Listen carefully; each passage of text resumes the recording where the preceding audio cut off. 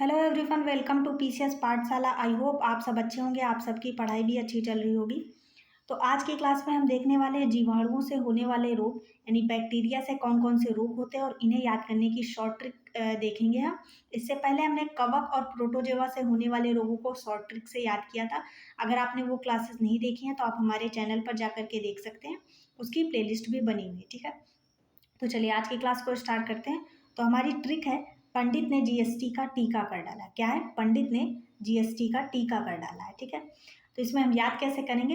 पंडित में हम पंडी से याद करेंगे प्लेग, ता से तपेदिक, ने से याद करेंगे निमोनिया, जीएसटी में हम जी से याद करेंगे गोनेरिया, फिर एस से याद करेंगे सिल्फिस, टी से याद करेंगे टाइफाइड और का से याद करेंगे काली खांसी। उसी प्रकार टीका में हम टीका से याद करेंगे टिटनेस, कर से याद करेंगे कुष्ठ रोग और फिर डाला से डिप्थीरिया और है से हैजा। ठीक है, एक बार फिर देख लेते हैं। पंडित ने जीएसटी का टीका कर डाला है। पंडित में हम पंडित से याद करेंगे प्लेग, ता से तपेदिक, ने से निमोनिया, जीएसटी में जी से याद करेंगे गोनोरिया, एस से याद करेंगे सिल्फिस, टी से याद करेंगे टाइफाइड, का से काली खांसी, टीका से टिटनेस, कर से कुष्ठ रोग और डाला से डिप्थीरिया। उसी प्रकार है से हम हैजा को याद करेंगे। ठीक, अब इन सारे जितने भी हमने रोग देखे इन सबको हम डिटेल में देख लेते हैं एक बार। तो सबसे पहले है प्लेग। क्या है? प्लेग। तो प्लेग से प्रभावित अंग कौन सा होता है? तो इससे होता है लसिका ग्रंथियां, फेफड़े और रक्त प्रवाह।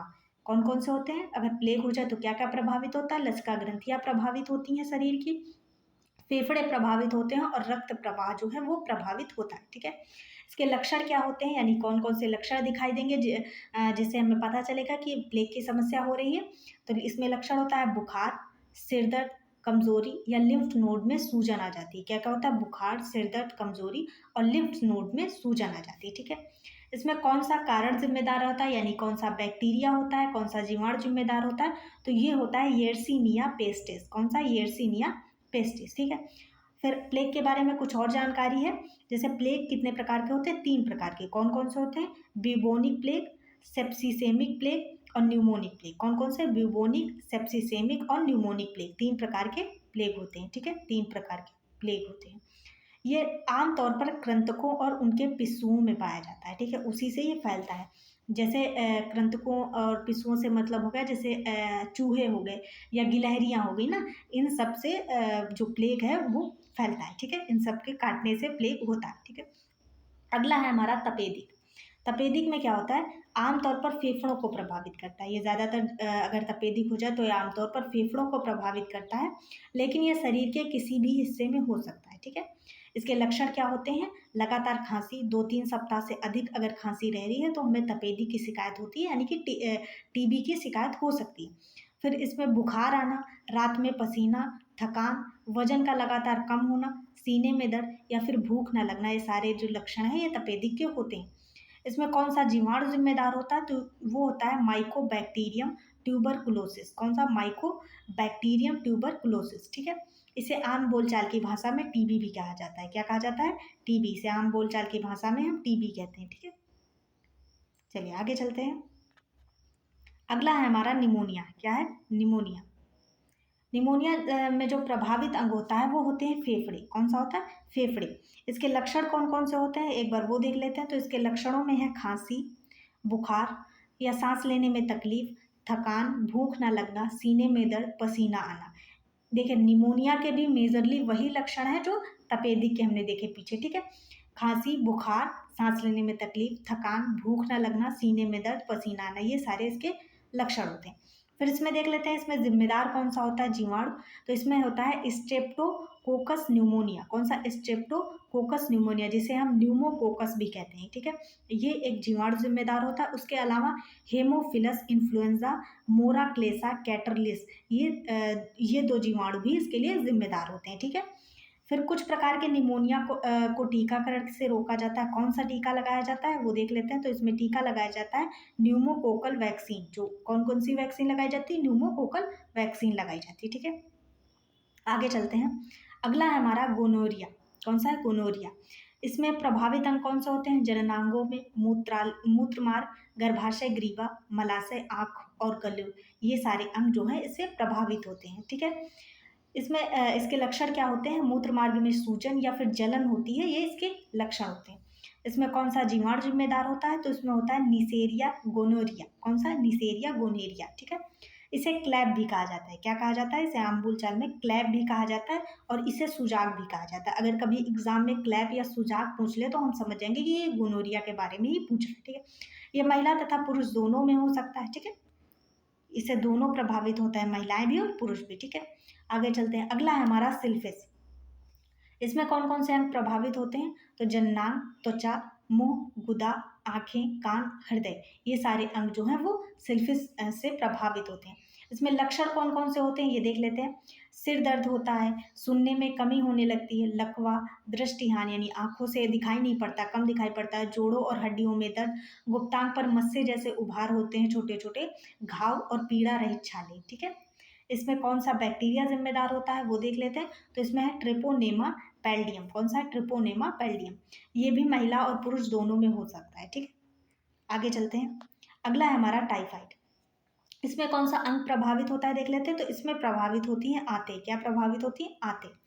इसके कौन कौन से लक्षण होते हैं? तो इसमें लक्षणों में होता है तेज बुखार, पेट दर्द, सिर दर्द, कमजोरी, भूख न लगना, दस्त, ये सारे लक्षण होते हैं। कौन कौन से? तेज बुखार, सिर दर्द, पेट दर्द, कमजोरी, भूख का न लगना, दस्त, ये सारे लक्षण टाइफाइड के लक्षण होते हैं। इसमें कौन सा जीवाणु जिम्मेदार होता है देख लेते हैं। तो इसमें होता है साल्मोनेला टाइफी। कौन सा? Salmonella typhi. ठीक है, ये जीवाणु जो है वो जिम्मेदार होता है, ये बैक्टीरिया जिम्मेदार होता है। इसे आंत ज्वर भी कहा जाता है। क्यों आंत ज्वर कहा जाता है? क्योंकि ये किसे प्रभावित करता है? आंतों को प्रभावित करता है, तो इसे आंत ज्वर भी कहा जाता है और इसे मियादी बुखार भी कहा जाता है। ठीक है, इसे मियादी बुखार भी कहा जाता है। आगे चलते हैं। अगला है हमारा काली खांसी। क्या है? काली खांसी। इसमें कौन सा अंग प्रभावित होता है? तो फेफड़े प्रभावित होते हैं। इसमें कौन कौन से लक्षण है? सीने में दर्द होता है, बुखार, खांसी या सांस लेने में तकलीफ, ये सारे लक्षण काली खांसी के होते हैं। ठीक है, कौन कौन से? सीने में दर्द, बुखार, खांसी या सांस लेने में तकलीफ, ये सारे लक्षण होते हैं।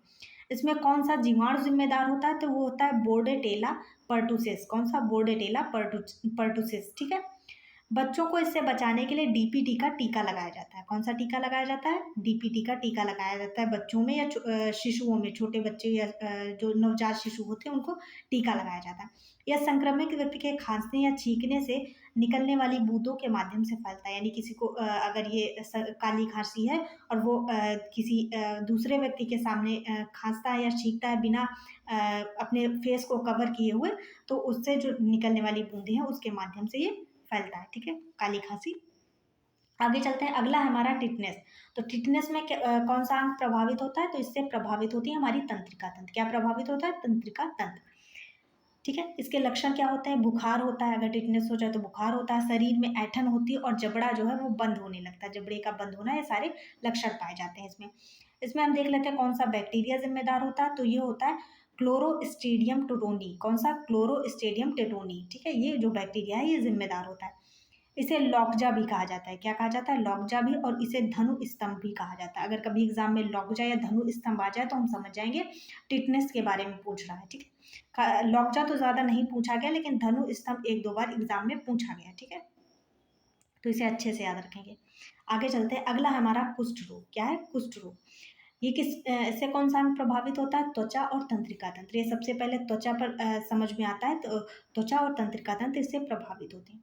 इसके लक्षण क्या होते हैं? त्वचा पर बिना संवेदना वाले धब्बे, सफ़ेद कलर के धब्बे हो जाते हैं ना शरीर पर जगह जगह, और उन्हें आप अगर आप छुएंगे या उनमें कुछ चुभोएंगे तो पता नहीं चलता ना, उनमें कोई संवेदना नहीं होती, सुन्नता हो जाती है, वो शरीर का वो इतना हिस्सा सुन्न हो जाता है। ठीक है, इसमें कौन कौन से इसका कारण क्या है, यानी कौन सा जीवाणु जिम्मेदार है?